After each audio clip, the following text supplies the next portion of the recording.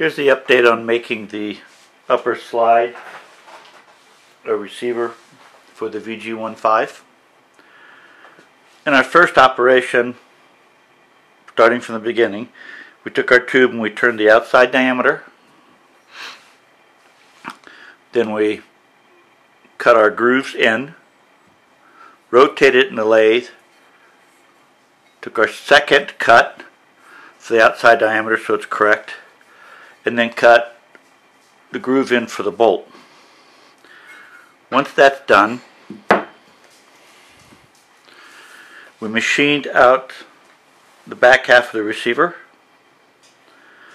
cut the groove for the guide block and also the grooves here to fit around the rear barrel support. The next operation that we did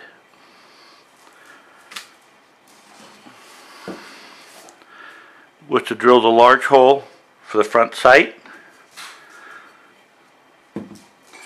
Then we turned it over, we drilled a small hole for the front sight, and we milled out the slot for the rear sight.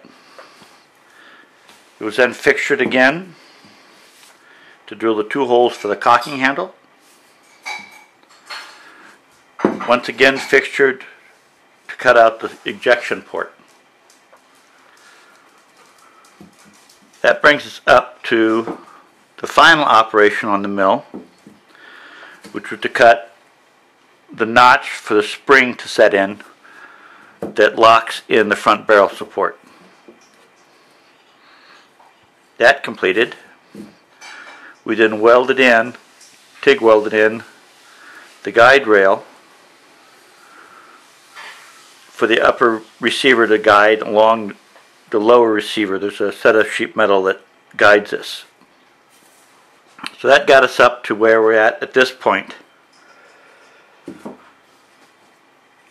The next thing, we had to put the cocking handle on, which is the next piece to be TIG welded, and we needed to make a tool for that allowed us to hold the rivets in, and instead of riveting this, we're going to actually TIG weld the rivets in the back, but we wanted them held tight so that there would be no movement on the cocking handle. That brings us up to the point that we are in the upper receiver. After this, what we'll do is we'll machine the bolt to fit, numbering the bolt to the upper receiver, and the last operation on this will be to bore the two holes into the back that locks the bolt in place.